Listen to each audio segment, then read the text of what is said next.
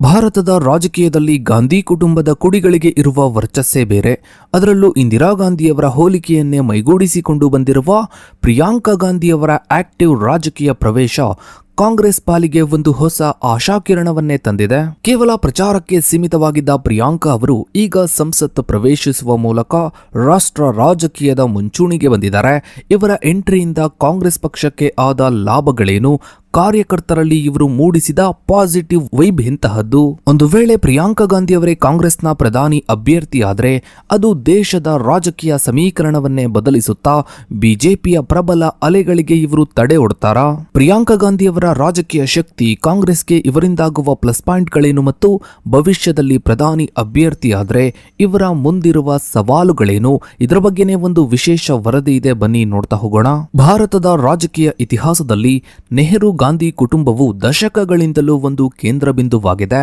ಈ ಕುಟುಂಬದ ಇತ್ತೀಚಿನ ತಲೆಮಾರಿನ ಪ್ರಮುಖ ನಾಯಕಿಯಾಗಿ ಪ್ರಿಯಾಂಕಾ ಗಾಂಧಿಯವರ ರಾಜಕೀಯ ಪ್ರವೇಶವು ಕಾಂಗ್ರೆಸ್ ಪಕ್ಷದ ಪಾಲಿಗೆ ಕೇವಲ ಒಂದು ಕುಟುಂಬದ ಸದಸ್ಯೆಯ ಸೇರ್ಪಡೆಯಾಗಿರದೆ ಅದು ಒಂದು ಕಾರ್ಯತಂತ್ರದ ಟರ್ನಿಂಗ್ ಪಾಯಿಂಟ್ ಎಂದು ವಿಶ್ಲೇಷಿಸಲಾಗ್ತಿದೆ. ದಶಕಗಳ ಕಾಲ ತೆರೆಮರೆಯಲ್ಲಿದ್ದು ಕೇವಲ ಅಮೇಥಿ ಮತ್ತು ರಾಯ್ ಬರೇಲಿ ಕ್ಷೇತ್ರಗಳ ಚುನಾವಣಾ ನಿರ್ವಹಣೆಗೆ ಸೀಮಿತವಾಗಿದ್ದ ಪ್ರಿಯಾಂಕಾ ಗಾಂಧಿಯವರು 2019ರಲ್ಲಿ ಅಧಿಕೃತವಾಗಿ ಅಖಿಲ ಭಾರತ ಕಾಂಗ್ರೆಸ್ ಸಮಿತಿಯ ಎಐಸಿಸಿ ಪ್ರಧಾನ ಕಾರ್ಯದರ್ಶಿಯಾಗಿ ಅಧಿಕಾರವನ್ನ ವಹಿಸಿಕೊಂಡಾಗ ಕಾಂಗ್ರೆಸ್ ತನ್ನ ಅತ್ಯಂತ ಪ್ರಭಾವಶಾಲಿ ಅಸ್ತ್ರವನ್ನ ಪ್ರಯೋಗಿಸುತ್ತಿದೆ ಎಂಬ ಅಭಿಪ್ರಾಯ ವ್ಯಕ್ತವಾಯಿತು. ಪ್ರಿಯಾಂಕಾ ಗಾಂಧಿಯವರ ರಾಜಕೀಯ ಪ್ರವೇಶವು ಇವರ ಬಾಲ್ಯದ ಪರಿಸರದಿಂದಲೇ ರೂಪುಗೊಂಡಿದೆ.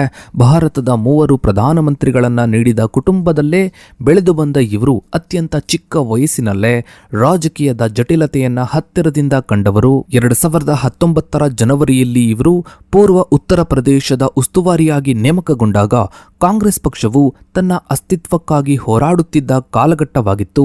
ಇವರ ಪ್ರವೇಶವು ತಕ್ಷಣವೇ ಪಕ್ಷದ ಕಾರ್ಯಕರ್ತರಲ್ಲಿ ಹೊಸ ಉತ್ಸಾಹವನ್ನು ತುಂಬಿತ್ತು. ಇದಕ್ಕೆ ಪ್ರಮುಖ ಕಾರಣ ಇವರ ಅಜ್ಜಿ ಇಂದಿರಾ ಗಾಂಧಿಯವರೊಂದಿಗಿನ ಇವರ ದೈಹಿಕ ಮತ್ತು ಶೈಲಿಯ ಸಾಮ್ಯತೆ. ಸಂಘಟನಾತ್ಮಕವಾಗಿ ಪ್ರಿಯಾಂಕಾ ಗಾಂಧಿಯವರು ಕೇವಲ ಮೇಲ್ಮಟ್ಟದ ನಾಯಕಿಯಾಗಿ ಉಳಿಯದೆ ತಳಮಟ್ಟದ ಸಮಿತಿಗಳ ಬಲವರ್ಧನೆಗೆ ಆದ್ಯತೆಯನ್ನ ನೀಡಿದರು.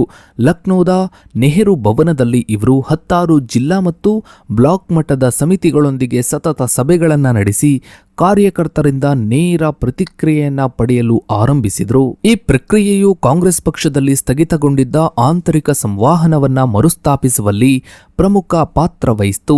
ಇವರು ತೆಳಮಟ್ಟದ ಸಂಘಟನೆಯ ಕಾರ್ಯವೈಖರಿಯನ್ನ ಅರ್ಥ ಮಾಡಿಕೊಳ್ಳಲು ಮತ್ತು ಸರಿಪಡಿಸಲು ಪ್ರಯತ್ನಿಸಿದರು. ಇದು ಈ ಹಿಂದೆ ದೆಹಲಿಗೆ ಮಾತ್ರ ಕೇಂದ್ರವಾಗಿದ್ದ ನಾಯಕತ್ವಕ್ಕೆ ಒಂದು ಹೊಸ ಆಯಾಮವನ್ನೇ ನೀಡಿತು. ಇನ್ನು ಪ್ರಿಯಾಂಕಾ ಗಾಂಧಿಯವರ ನಾಯಕತ್ವದ ಅಡಿಯಲ್ಲಿ ಕಾಂಗ್ರೆಸ್ ಪಕ್ಷವು ಉತ್ತರ ಪ್ರದೇಶದಲ್ಲಿ ಒಂದು ಕ್ರಾಂತಿಕಾರಿ ಪ್ರಯೋಗವನ್ನ ಮಾಡಿತು. ಸಾಂಪ್ರದಾಯಿಕವಾಗಿ ಜಾತಿ ಮತ್ತು ಧರ್ಮದ ಆಧಾರದ ಮೇಲೆ ನಡೆಯುವ ಉತ್ತರ ಪ್ರದೇಶದ ಚುನಾವಣೆಯಲ್ಲಿ ಇವರು ಮಹಿಳೆ ಎಂಬ ಒಂದು ಪ್ರತ್ಯೇಕ ಮತ ಬ್ಯಾಂಕ್ ಅನ್ನು ಸೃಷ್ಟಿಸಲು ಪ್ರಯತ್ನಿಸಿದ್ರು. ಮಹಿಳಾ ಸಬಲೀಕರಣವನ್ನ ಚುನಾವಣೆಯ ಕೇಂದ್ರ ವಸ್ತುವನ್ನಾಗಿ ಮಾಡಿದ್ರು. ಈ ಕಾರ್ಯತಂತ್ರದ ಅಡಿಯಲ್ಲಿ ಕಾಂಗ್ರೆಸ್ ಪಕ್ಷವು 40% ಟಿಕೆಟ್ಗಳನ್ನ ಕೇವಲ ಮಹಿಳೆಯರಿಗೆ ನೀಡುತ್ತಾನೆ ಬಂತು. ಇದು ಭಾರತೀಯ ರಾಜಕೀಯದಲ್ಲಿ ಒಂದು ಅಭೂತಪೂರ್ವ ಹೆಜ್ಜೆಯಾಗಿತ್ತು. ಸಮಾಜದ ವಿವಿಧ ಸ್ಥಾವರಗಳಲ್ಲಿ ತುಳಿತಕ್ಕೆ ಒಳಗಾದ, ಹೋರಾಟ ನಡೆಸಿದ ಮತ್ತು ರಾಜ್ಯದ ದೌರ್ಜನ್ಯಕ್ಕೆ ಬಲಿಯಾದ ಮಹಿಳೆಯರಿಗೆ ಇವರು ವೇದಿಕೆಯನ್ನ ಒದಗಿಸಿದ್ರು. ರಾಜಕೀಯ ಅಧಿಕಾರವು ಕೇವಲ ಮೇಲ್ವರ್ಗದ ಶ್ರೀಮಂತ ಪುರುಷರ ಸ್ವತ್ತಲ್ಲ, ಅದು ಸಾಮಾನ್ಯ ಮಹಿಳೆಯರಿಗೂ ಸೇರಬೇಕೆಂದು ಇವರು ಪ್ರತಿಪಾದಿಸಿದರು. ಆದರೂ ಈ ಸೈದ್ಧಾಂತಿಕ ಬದಲಾವಣೆಯು ಚುನಾವಣಾ ಯಶಸ್ಸಿನ ರೂಪದಲ್ಲಿ ತಕ್ಷಣವೇ ಪರಿವರ್ತನೆಯಾಗಲಿಲ್ಲ. 2022ರ ಫಲಿತಾಂಶವು ಕಾಂಗ್ರೆಸ್ ಪಕ್ಷಕ್ಕೆ ಭಾರೀ ಹಿನ್ನಡೆಯನ್ನ ತಂದಿತ್ತು. ಚುನಾವಣಾ ದೃಷ್ಟಿಕೋನದಿಂದ ಇದು ಸೋಲಾಗಿದ್ದರೂ ಸಂಘಟನಾತ್ಮಕವಾಗಿ ಮತ್ತು ಸೈದ್ಧಾಂತಿಕವಾಗಿ ಇದು ಕಾಂಗ್ರೆಸ್ ಪಕ್ಷಕ್ಕೆ ತನ್ನ ಅಸ್ತಿತ್ವವನ್ನ ಗುರುತಿಸಿಕೊಳ್ಳಲು ಸಹಾಯ ಮಾಡಿತು. ಪ್ರಿಯಾಂಕಾ ಗಾಂಧಿಯವರ ರ್ಯಾಲಿಗಳಲ್ಲಿ ಜನಸಾಗರವೇ ಹರಿದು ಬರ್ತಿತ್ತು. ಆದರೆ ಆ ಜನಪ್ರಿಯತೆಯನ್ನ ಮತಗಳನ್ನಾಗಿ ಪರಿವರ್ತಿಸಲು ಬೇಕಾದ ಬಲವಾದ ತೆಳಮಟ್ಟದ ಸಂಘಟನೆ ಪಕ್ಷಕ್ಕೆ ಇರಲಿಲ್ಲ ಎಂಬುದು ವಿಶ್ಲೇಷಕರ ಅಭಿಪ್ರಾಯ.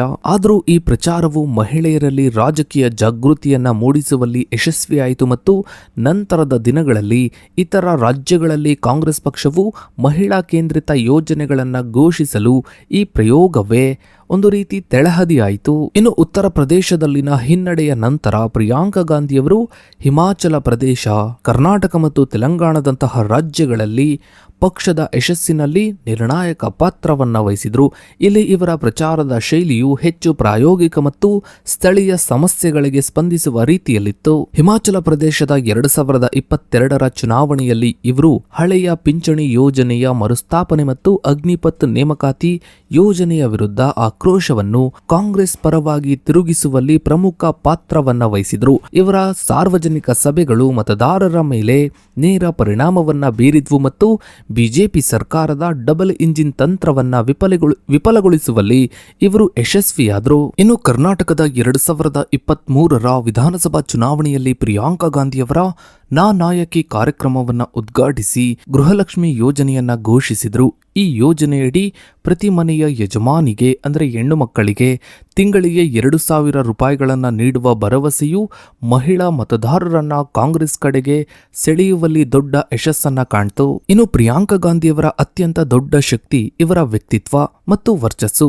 ಇವರನ್ನ ಜನರು ಮಾಜಿ ಪ್ರಧಾನಿ ಇಂದಿರಾ ಗಾಂಧಿಯವರ ಪ್ರತಿಬಿಂಬ ಎಂದು ಕಾಣ್ತಾರೆ. ಇವರ ಮಾತಿನ ಶೈಲಿ, ವೇಷಭೂಷಣ ಮತ್ತು ಸಾರ್ವಜನಿಕರೊಂದಿಗೆ ಇವರು ಬೆರೆಯುವ ರೀತಿ ಇಂದಿರಾ ಗಾಂಧಿಯವರನ್ನ ನೆನಪಿಸುತ್ತೆ.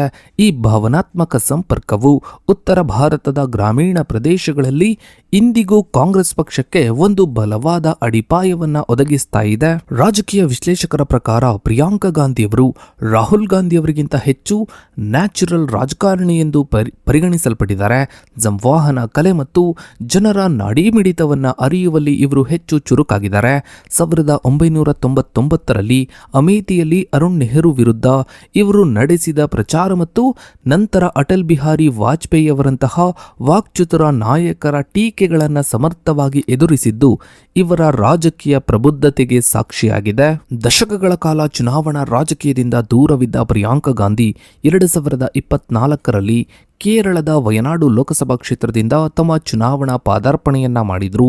ರಾಹುಲ್ ಗಾಂಧಿಯವರು ವಯನಾಡು ಕ್ಷೇತ್ರವನ್ನು ತೆರವುಗೊಳಿಸಿ ರಾಯ್ ಬರೇಲಿಯನ್ನ ಉಳಿಸಿಕೊಂಡ ಹಿನ್ನೆಲೆಯಲ್ಲಿ ಈ ಉಪಚುನಾವಣೆ ನಡೆಯಿತು. ಪ್ರಿಯಾಂಕಾ ಅವರು 4 ಲಕ್ಷಕ್ಕೂ ಅಧಿಕ ಮತಗಳ ಬೃಹತ್ ಅಂತರದಿಂದ ಜಯಗಳಿಸುವ ಮೂಲಕ ಸಂಸತ್ತನ್ನ ಪ್ರವೇಶಿಸಿದರು. ಸಂಸತ್ತಿನಲ್ಲಿ ಇವರ ಮೊದಲ ಭಾಷಣವು ಸಂವಿಧಾನದ ರಕ್ಷಣೆ ಮತ್ತು ಪ್ರಜಾಪ್ರಭುತ್ವದ ಮೌಲ್ಯಗಳ ಪರವಾಗಿತ್ತು. ಇವರು ಬಿಜೆಪಿಯ ಸಿದ್ಧಾಂತದ ವಿರುದ್ಧ ತಮ್ಮ ಹೋರಾಟವನ್ನ ಮುಂದುವರಿಸುವುದಾಗಿ ಘೋಷಿಸಿದರು. ವಯನಾಡಿನಲ್ಲಿ ಇವರು ಕೇವಲ ಒಬ್ಬ ಸಂಸದೆಯಾಗಿ ಉಳಿಯದೆ ಅಲ್ಲಿನ ಮೂಲಸೌಕರ್ಯ, ಕೃಷಿ ಮತ್ತು ಆರೋಗ್ಯ ಸಮಸ್ಯೆಗಳಿಗೆ ಪರಿಹಾರವನ್ನ ಕಂಡುಕೊಳ್ಳಲು 12 ದಿನಗಳ ಕಾಲ ತಳಮಟ್ಟದ ಸಂಪರ್ಕ ಅಭಿಯಾನವನ್ನ ನಡೆಸಿದರು. ಇದು ಇವರು ದೆಹಲಿ ಕೇಂದ್ರಿತ ನಾಯಕತ್ವದಿಂದ ಹೊರಬಂದು ಜನರ ನಾಯಕಿಯಾಗಿ ಬೆಳೀತಾ ಇರುವುದನ್ನು ಸೂಚಿಸುತ್ತೆ. ಹೀಗಾಗಿನೇ ಕಾಂಗ್ರೆಸ್ ಪಕ್ಷದಲ್ಲೇ ರಾಹುಲ್ ಗಾಂಧಿಯವರ ಬದಲು ಪ್ರಿಯಾಂಕಾ ಗಾಂಧಿಯವರನ್ನ ಪ್ರಧಾನಿ ಅಭ್ಯರ್ಥಿಯನ್ನಾಗಿ ಮಾಡಬೇಕು ಅನ್ನೋ ಕೂಗು ತುಂಬಾನೇ ಜೋರಾಗಿ ಕೇಳಿ ಬರ್ತಾ ಇದೆ. ಒಂದು ವೇಳೆ ಪ್ರಿಯಾಂಕಾ ಗಾಂಧಿಯವರನ್ನ ಪ್ರಧಾನಿ ಅಭ್ಯರ್ಥಿಯನ್ನಾಗಿ ಆಯ್ಕೆ ಮಾಡಿದ್ರೆ ಇವರು ಬಿಜೆಪಿಗೆ ಟಫ್ ಫೈಟ್ ನೀಡ್ತಾರಾ ಇಲ್ವಾ ಅನ್ನೋದನ್ನ ತಪ್ಪದೆ ಕಮೆಂಟ್ ಸೆಕ್ಷನ್ ನಲ್ಲಿ ಕಮೆಂಟ್ ಮಾಡಿ. ಹಾಗೆ ವಿಡಿಯೋಗೊಂದು ಲೈಕ್ ಮಾಡ್ತಾ ವಿಡಿಯೋನ ಆದಷ್ಟು ಎಲ್ಲ ಕಡೆ ಶೇರ್ ಮಾಡಿ. ನೀವಿನ್ನು ನಮ್ಮ ಚಾನಲ್ಗೆ ಸಬ್ಸ್ಕ್ರೈಬ್ ಆಗಿಲ್ಲ ಅಂದ್ರೆ ಕೆಳಗಡೆ ಕಾಣ್ತಾ ಇರೋ ಸಬ್ಸ್ಕ್ರೈಬ್ ಬಟನ್ ಕ್ಲಿಕ್ ಮಾಡಿ. ಹಾಗೆ ಪಕ್ಕದಲ್ಲಿ ಕಾಣೋ ಬೆಲ್ ಐಕಾನ್ ಕೂಡ ಕ್ಲಿಕ್ ಮಾಡಿ. Thanks for